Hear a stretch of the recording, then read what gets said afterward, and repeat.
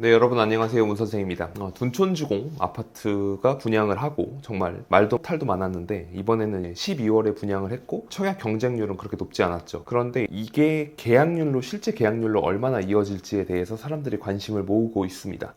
계약률 80%가 목표라고 하는 것들이 기사에 많이 나오고 있고 정확한 숫자로는 78%가 넘어가야 좋을 것이다라고 하는데 이게 왜 중요한 의미인지, 그리고 부동산 시장에 어떤 영향을 미치고 있고 부동산 시장뿐만 아니고 금융시장까지 연결되는 이 문제가 어떤 식으로 진행될지에 대해서 간략하게 살펴보는 그런 시간 갖도록 하겠습니다. 영상 시청하시기 전에 좋아요와 구독하기 부탁드리겠습니다. 정부에서 둔촌주공 일병 구하기라는 말을 들을 만큼 이 둔촌주공이 청약 결과가 잘 이어지게끔 여러 가지 조치들을 해줬어요. 전매 제한이 원래는 10년이었는데 이거를 3년으로 조정하는 것도 해주었고, 원래는 분양가 상한제 지역에서 분양을 했을 때 실거주 의무가 있었는데 이거를 폐지해줬죠. 그러니까 즉 양도소득세 비과세뿐만이 아니고 그냥 청약을 받았으니까 반드시 입주를 해야 한다라는 걸 했습니다. 지난 정부에서 입주 안 할 거면 청약도 하지 말고 집을 투자의 수단으로 보지 말라는 그런 취지에서 만든 법인데 이 부분을 없애주겠다. 10년 보유하고 팔아야 된다라는 규정도 3년으로 풀어주겠다. 뭐 3년이면은 통상 집을 분양받고 나서 3년 안에 파니까 그렇게 긴 게 아니죠. 그러니까 입주하고 나서 2년 보통 거주를 하고 비과세를 받은 다음에 매도를 하는 게 이제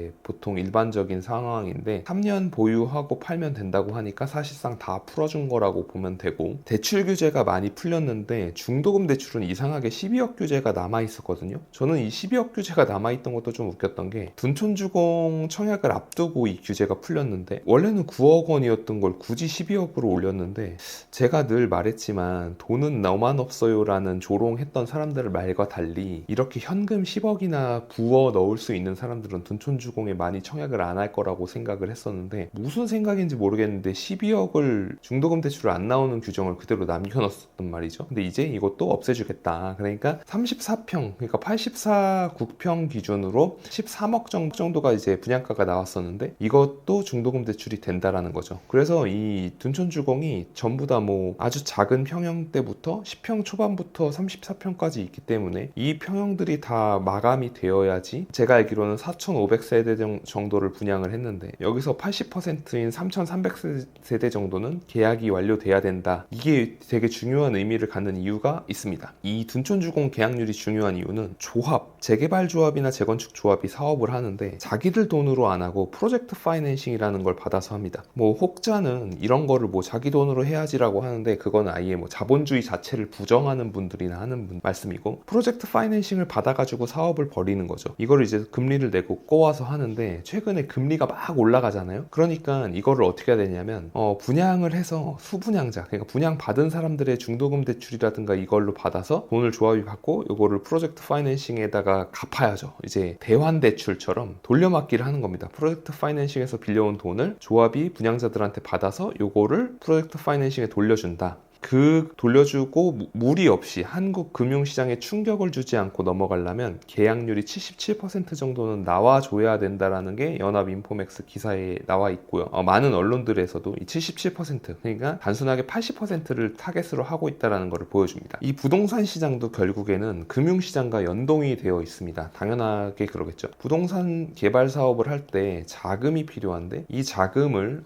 금융시장에서 조달을 해오게 되는데, 부동산 판매가 잘 안 이루어지게 되면은 이 사업 주체들이 자금 시장에다가 돈을 돌려줘야 되는데 어려움이 있겠죠. 그래서 워낙에 12,000세대나 되는 대단지이기 때문에 정부가 볼 때 이게 무너지면 비단 둔촌주공의 덩어리가 크기 때문에 이 자금 쪽에서 문제가 생길 수도 있지만, 상징적으로 저렇게 입지가 좋고 브랜드 아파트 대단지가 재건축 사업을 했는데 저게 무너지면은 다른 프로젝트 파이낸싱을 일으켜가지고 사업을 하고 있는 다른 사업장들도 이거 우리는 만기 롤오버 안 해주겠다. 그러니까 말하자면 이 단기로 돈을 꺼가지고 빌려 쓰고 이런 식으로 하는데 앞으로는 안 빌려줄 테니까 갚아라고 하면 돌려막기가 안 되면서 금융시장에서 이 돈을 회수하려고 들고, 그러면 이게 실물 경제인 건설 경기에도 영향을 줄 수 있다는 것 때문에 둔촌주공이라는 대장선이 무너지지 않게끔 정부에서는 끌고 가려고 하는 노력이 있는 거겠죠. 최근에 장이 뉴타운의 자이 레디언트도 60%의 계약률을 보였는데 뭐 이거 기사에는 훈풍 이런 이야기 했는데 했는데 사실은 장이동이 뭐 많이 개발이 되고 좋아졌지만 그래도 뭐 사람들한테는 만족이 안 되는 부분도 있었을 거예요. 하지만 그래도 부동산 호황기 때는 100% 마감이 되게 당연한 거였는데 뭐 100% 아니더라도 뭐 조만간에 다 마감이 되곤 했었죠. 근데 60%만 계약을 했다는 건 사실상 이제 미계약이 생긴 거거든요. 근데 이제 둔촌주공 역시 80%를 타겟으로 한다는 건 어쨌든 미계약은 기정사실화하고 있다는 거죠.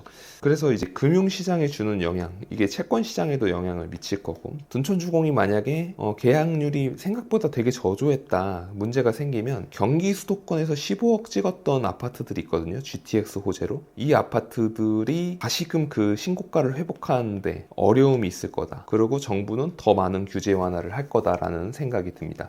제가 이제 이 둔촌주공을 보면 참 기억이 나는 게, 이때만 해도 부동산 강사라는 업자분들이 뭐 완판됐다, 여러분들 뭐 걱정하는 것 같은 일은 안 생기고 부동산 시장을 모르니까 그런 말들을 하는 거지, 둔촌주공이 미분양 날 리는 없다, 뭐 이런 이야기를 했어요. 근데 지나가는 이제 정말 부동산에 대해서 아무것도 모르는 사람들한테도 둔촌주공의 12,000세대의 신축 아파트가 공급이 많이 됐다고 해서 거기 빈집이 있을 거라고 생각한 사람은 아무도 없습니다. 다만 그렇게 좋은 입지에서 그렇게 브랜드 아파트가 재건축 분양을 했는데 미계약이 발생한다라는 것 자체를 사람들이 굉장히 충격적으로 받아들일 수밖에 없거든요. 2021년도만 해도, 그러니까 초반만 해도 이런 일이 생길지 전혀 몰랐잖아요. 그리고 뭐 자산을 보유해야 부자가 된다고 하고, 실거주 한 채는 언제든 오케이다, 지금 가서 사라, 결국에 뭐 집을 사지 말자고 했던 남편들이 잘못이다, 그래서 뭐 집을 사라, 뭐 이런 이야기를 했던 업자분들께서 이거 미분양 안 난다, 무슨 말도 안 되는 소리를 하냐, 전문가들이 다 자기 친구들이에요, 뭐 그냥 뭐 미분양 안 날 거라고 했는데 뭣도 모르는 사람들이 또 폭락론 퍼뜨리고 다닌다라고 했는데, 팩트를 보자는 거죠. 이게 미계약이 지금 나서 80% 계약률만 되면 성공이라고 하는 판이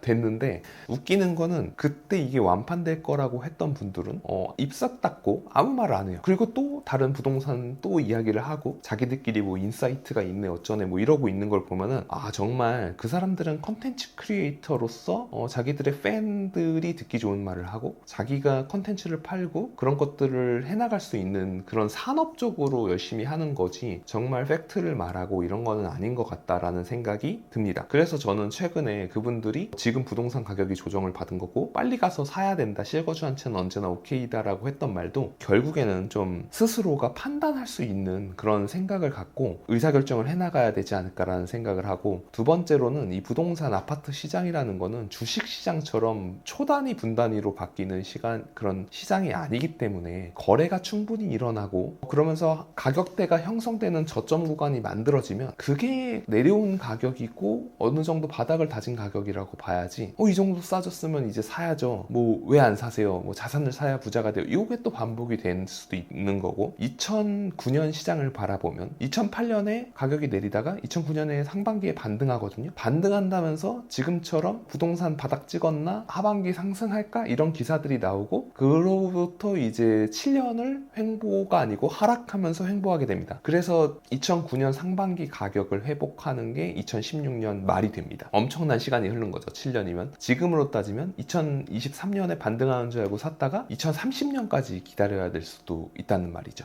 그렇기 때문에 좀 차분하게 시장을 바라보면서 침착하게 의사결정해가는 게 더 중요하지, 우리가 상승론이다 하락론이다 라는 말도 안 되는 그런 어떤 충성심을 가지고 로열티를 가지고 그런 믿음으로써 우리의 돈을 소진시킬 필요가 절대 없는 시점이다라는 말씀을 드리고 싶습니다. 오늘 영상 시청해 주셔서 감사합니다. 오늘도 수고하셨습니다.